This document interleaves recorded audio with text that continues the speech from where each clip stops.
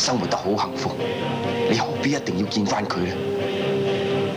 阿娘，所謂忍者之權，行者之道，除咗你嘅武功同埋醫治之外，可能仲要靠你嘅運氣，凡事都唔可以勉強。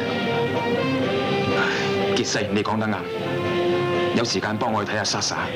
你放心，我一定會咁做，而且我會話俾佢知邊個係佢爸爸。傑西，好多謝你。